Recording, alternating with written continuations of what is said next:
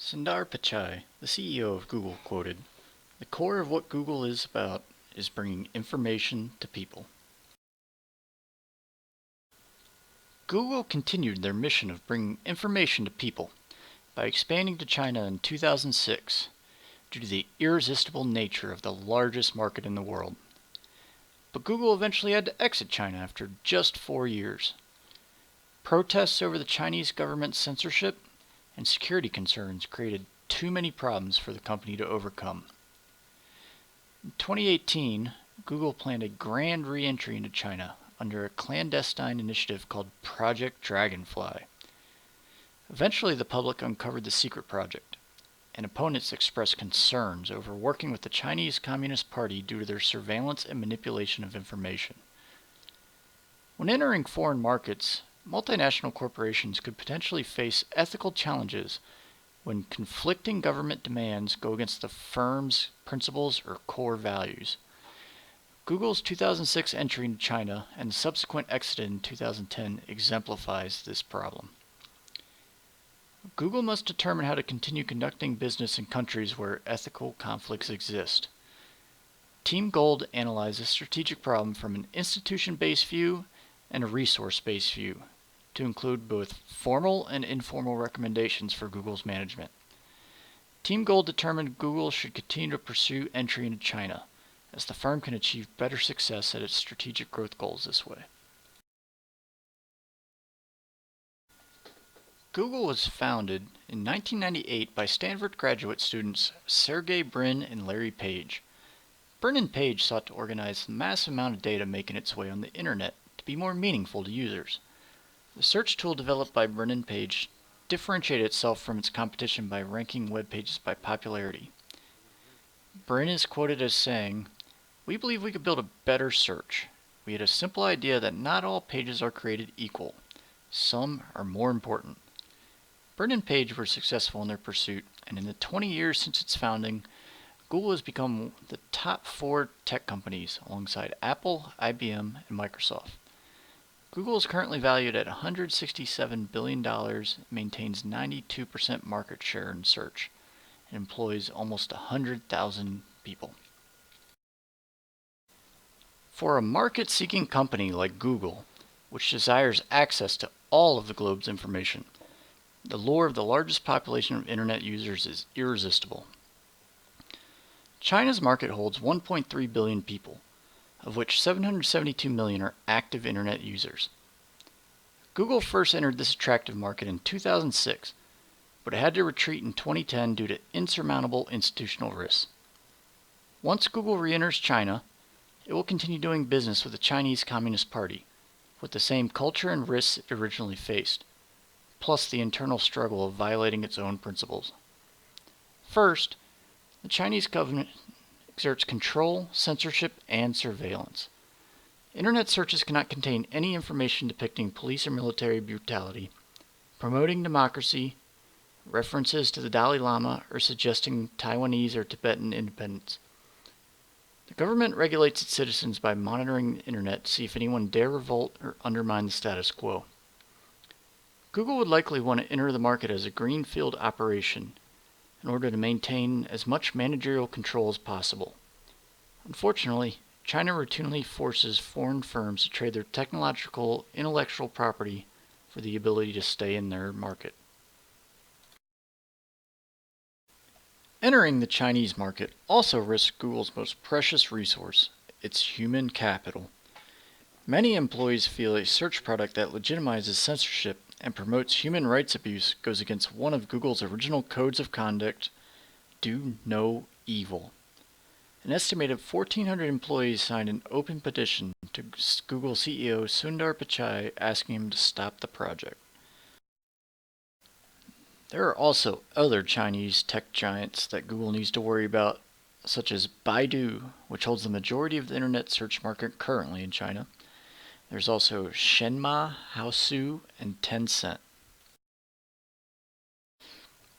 China remains Google's largest growth opportunity and is crucial for the firm's ability to maximize value to its shareholders. The firm will need to navigate a minefield of institutional and market risks in order to successfully enter and sustain profitability in this volatile market. Despite Google's pressure to maintain its principles, it must move forward with re-entry into China to meet the needs of its owners, the shareholders. The State Council of China has a plan to widen its economic system, an initiative it began in 2012. At the same time, the Council places restrictions on foreign direct investment. The Foreign Investment Industries Guidance Catalog is the focal point of the central government's bylaws on foreign ownership of Chinese firms. The catalog ties to national security, economic well-being, and infrastructure protections. The catalog provides 3 categories of industries: encouraged, restricted, and prohibited. Google falls into the restricted category, which limits the amount of foreign ownership a firm can have in majority Chinese state-owned enterprises. This restriction may create a stumbling block for Google. Foreign firms in China report non-national discrimination in their efforts to enter the country, primarily in the form of protectionism.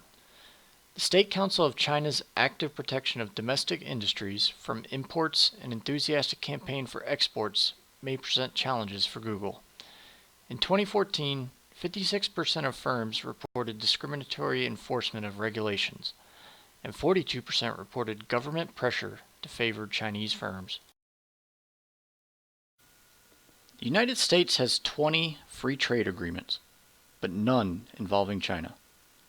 Google could lobby the U.S. and Chinese governments to forge an FTA, which could help remove trade barriers, foster political ties, and build stronger relationships.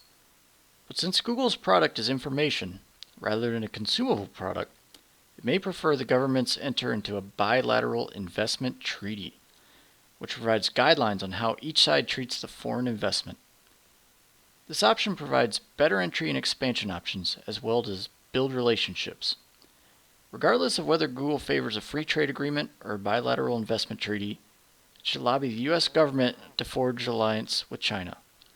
The firm needs to share the potential benefits, including the creation of new jobs, higher interest in FDI, and a larger domestic tax base. Google should promote its advertising prowess. Chinese search engine Baidu has suffered stock declines recently, primarily because of ongoing U.S.-China trade tensions, coupled with performance surges by tech giants Alibaba and Tencent. If Baidu's performance worries continue, China may have no other viable search engines ready to fill the needs of nearly 1 billion internet users.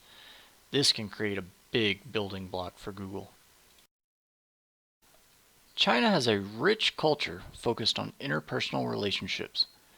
Guangxi is the Chinese term describing networks and relationships. Guangxi has its roots in China's dominant cultural belief structure, Confucianism, which focuses on an intertwined set of social relationships. In China, business transactions rely more on these social relationships than on categorized laws. In some parts of China, especially in and around Beijing, Guangxi includes the giving of gifts, such as jewelry, money, or dinner invitations. Western firms, such as Google, need to understand the difference between Guangxi and bribery when conducting business in China. In addition, Google needs to understand the breaking of trust constitutes bad Guangxi, which may destroy a business relationship. Google must also be aware of Chinese consumers' likes, dislikes, and preferences. For example, Chinese consumers often discriminate against made-in-China luxury goods, a phenomenon known as the country of origin effect. While country of origin effect may be a seemingly unimportant informal institution, Google can use this consumer preference to advertise out-of-country luxury goods, especially those from the United States. The Chinese government understands the internet is a key ingredient to economic growth and an important part of its social and public services. However, it prefers to control the content users can access, primarily to protect its domestic interests. Despite having the largest number of internet users in the world, the government is intent on maintaining social order and stability in the context of rapid development and social transformation. During a 2018 congressional hearing, Google CEO Sundar Pichai said Google's mission is to provide users with information. He claims it is Google's responsibility to explore possibilities to give users access to that information. Pichai also points out no U.S.-based institutions exist, such as statutes, regulations, or laws to prohibit Google's re-entry into China. Donaldson outlines 3 guiding principles to navigate censorship. First, it is important to respect core human values as they determine the absolute moral threshold for business activities. Second, firms must respect local traditions when entering a foreign market. And third, firms must understand context matters when deciding what is right and what is wrong. To be successful in China, Google may need to redefine its core values to allow for growth in a strategic market with conflicting ethical standards. To help with this strategic problem, Team Gold recommends that Google continues with its plans in China. There are many ways to tackle this, but we will focus on strategic goals, institution-based views, and resource-based views, so Google can successfully stay in this appealing market. Google should continue with its plans of entering China. Google being in the IT industry means it needs to find strategic goals to match its fast growth. For every publicly held company, maximizing shareholder wealth is the top financial goal. China will help Google reach this financial goal.